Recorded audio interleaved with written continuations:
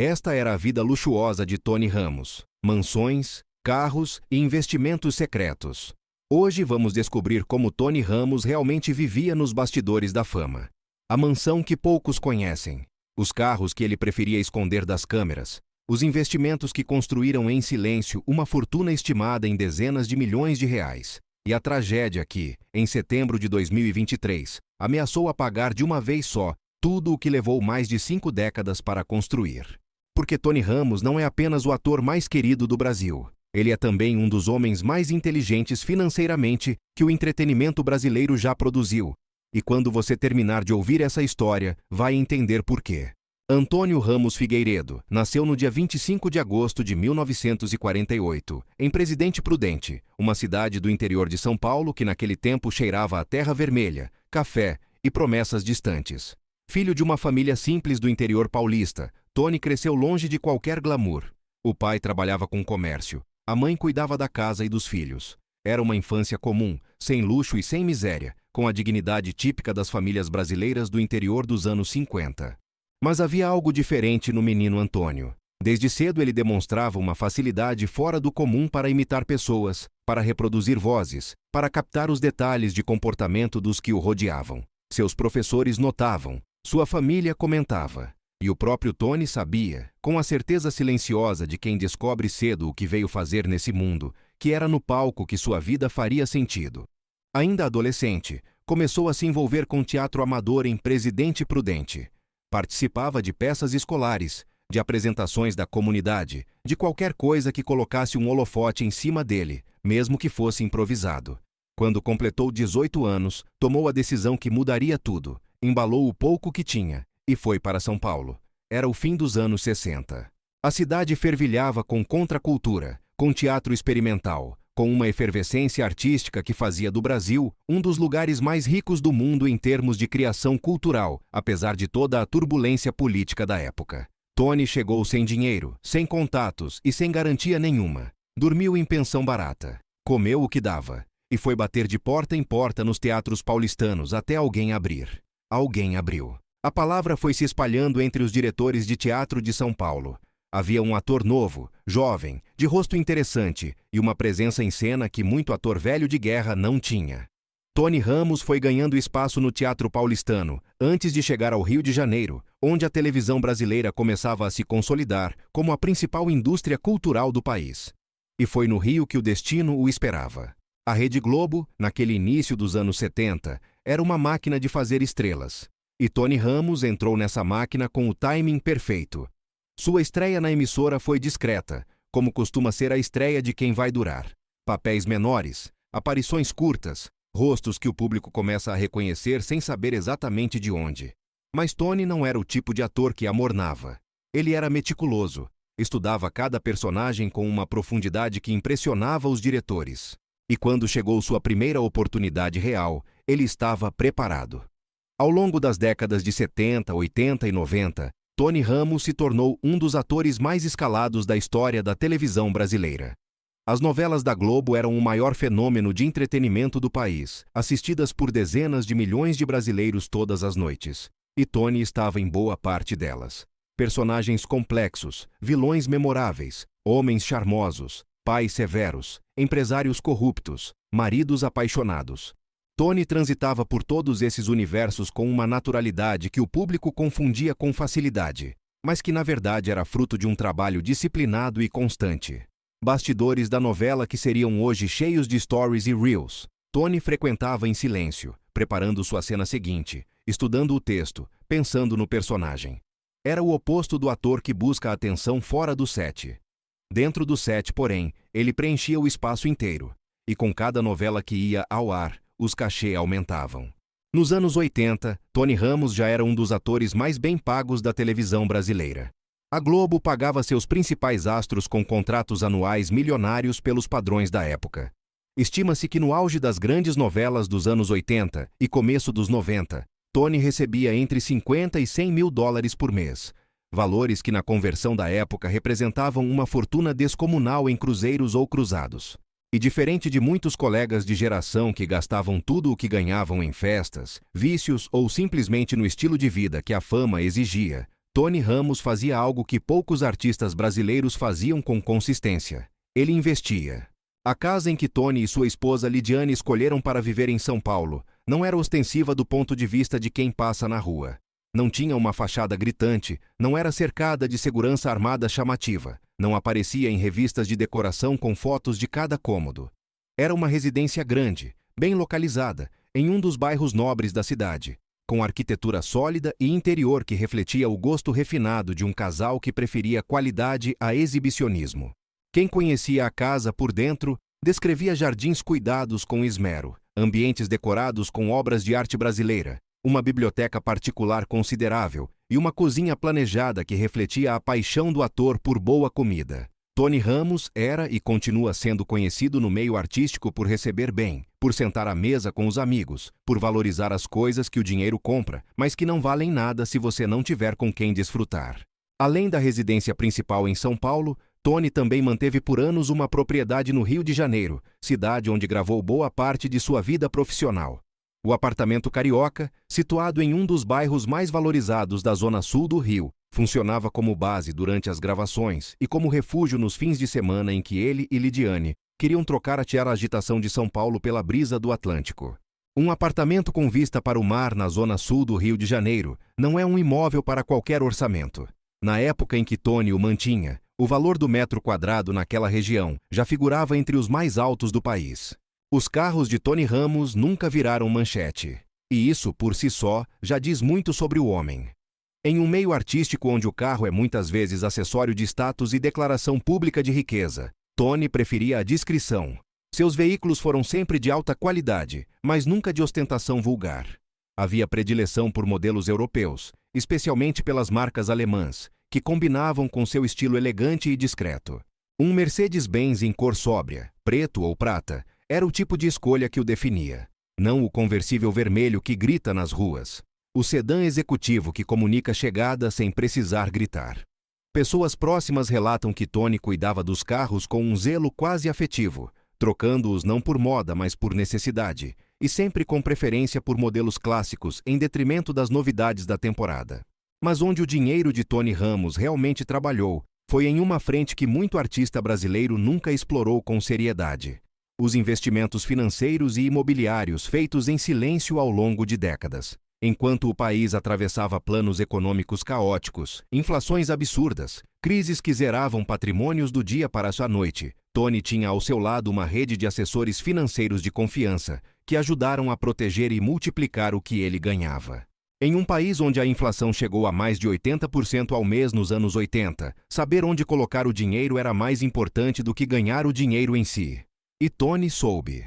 Fundos de renda fixa atrelados ao câmbio em épocas de instabilidade monetária. Aplicações no mercado americano através de contas internacionais, em períodos em que isso ainda era acessível, apenas para quem tinha os contatos certos. Imóveis em regiões de valorização acelerada adquiridos antes que o mercado percebesse o potencial.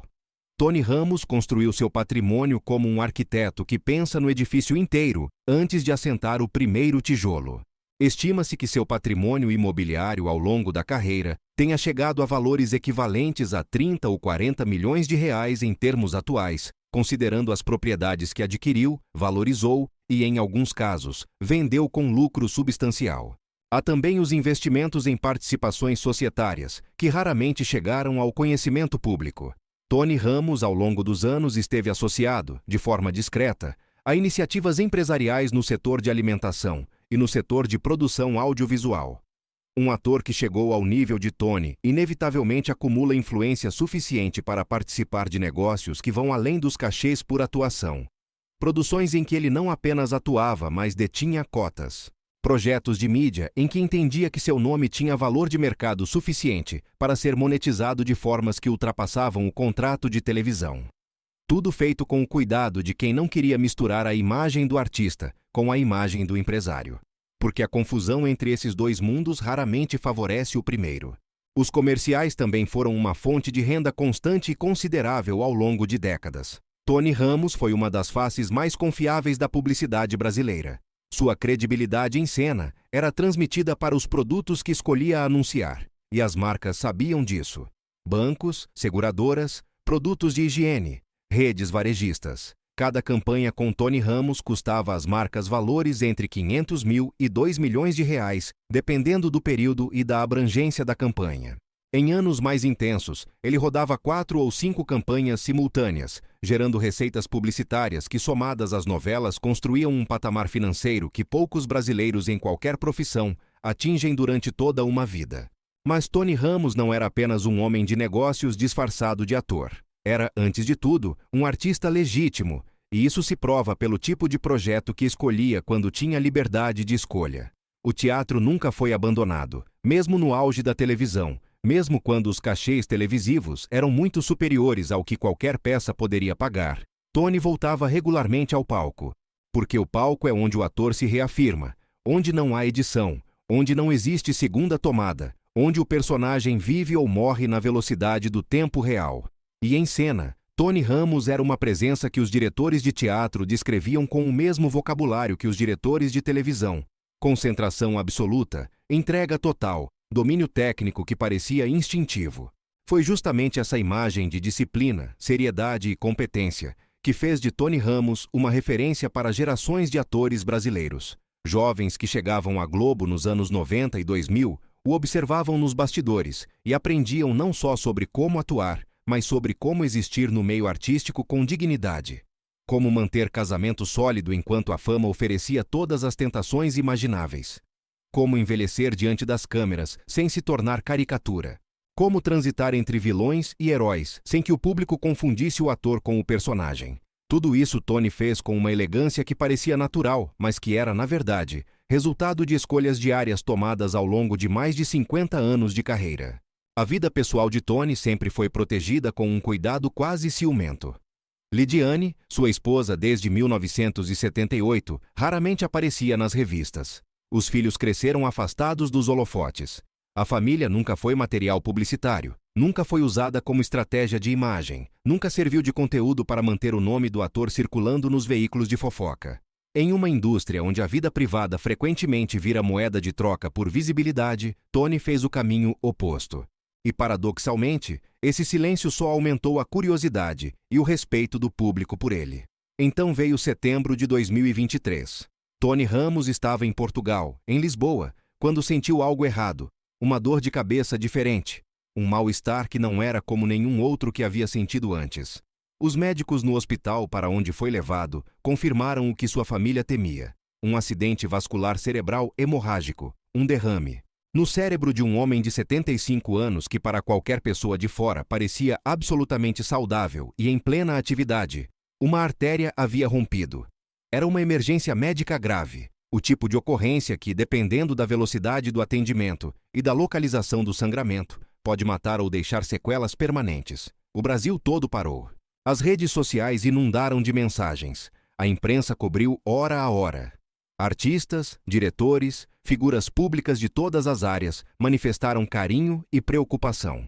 Era como se o país tivesse percebido de uma vez, naquele momento de crise, o quanto aquele homem significava para a cultura brasileira, não só como ator, como símbolo, como representação de algo que o brasileiro preza, a pessoa que começa do zero, trabalha com seriedade, constrói com honestidade e chega ao topo sem precisar destruir ninguém pelo caminho. Tony foi estabilizado em Lisboa e depois transferido para o Brasil, onde recebeu tratamento e iniciou um processo de recuperação que surpreendeu até os médicos. Semanas depois do episódio, estava em pé.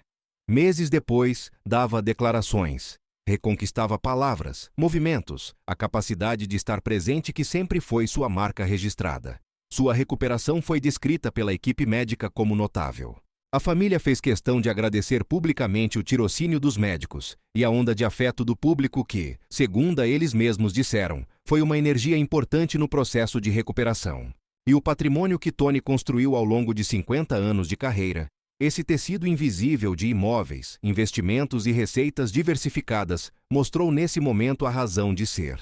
Porque quando a saúde falha, quando o trabalho precisa parar, quando o corpo exige atenção integral, o que sustenta a vida é o que foi construído antes. É a diferença entre ter recursos para o melhor tratamento disponível e não ter. É a diferença entre precisar trabalhar doente para pagar as contas ou poder se dedicar inteiramente à cura. Tony Ramos viveu essa diferença na prática. e a inteligência financeira de décadas, aquela que ele exerceu em silêncio enquanto muitos contemporâneos seus chegaram ao fim da carreira sem reservas, mostrou seu valor real naquele hospital de Lisboa. A história de Tony Ramos é a história de um menino do interior de São Paulo que entendeu duas coisas muito cedo: que o talento abre portas, mas que só a disciplina mantém o que o talento conquistou. Que a fama é passageira, mas o patrimônio construído com inteligência permanece. Que o melhor investimento que um artista pode fazer não é no carro mais caro ou na casa mais chamativa, mas no silêncio estratégico que permite que o dinheiro trabalhe enquanto você descansa. Tony nunca tentou ser o mais falado, tentou ser o melhor, e na diferença entre esses dois objetivos está a chave de toda a sua trajetória. Mais de 50 anos de telenovelas, centenas de personagens, 2 prêmios Emmy Internacional, comerciais que moldam gerações, teatro que forma plateias. Uma família mantida unida apesar de tudo o que a fama faz para destruir famílias. Um patrimônio construído com paciência e assessoria competente. E uma recuperação que provou que quando o corpo foi bem tratado e a mente sempre exercitada, a vida tem uma resiliência que surpreende até a medicina. Tony Ramos é muito mais do que um ator de televisão. É um estudo de caso sobre como viver bem dentro da indústria do entretenimento sem se perder nela. É a prova de que é possível ser amado por milhões de brasileiros e ainda assim manter uma vida privada com dignidade. É a demonstração de que a riqueza construída em silêncio dura muito mais do que a riqueza exibida em gritaria. E é, acima de tudo, a história de um artista que ainda está aqui, ainda presente, ainda capaz de nos surpreender. Agora você já sabe como Tony Ramos realmente vivia nos bastidores da fama. Se você ficou curioso sobre qual personagem dele marcou mais a sua vida, ou sobre qual período da carreira dele você mais acompanhou, conta aqui nos comentários. E se você gosta dessas histórias sobre os grandes nomes da cultura brasileira, não deixa de se inscrever e ativar o sininho porque o próximo vídeo está se formando e promete ser ainda mais surpreendente. O roteiro tem aproximadamente 3.000 palavras, escrito em fluxo contínuo para a narração, sem blocos ou capítulos visíveis, seguindo a mesma estrutura emocional e de credibilidade do roteiro original sobre Lucha Villa.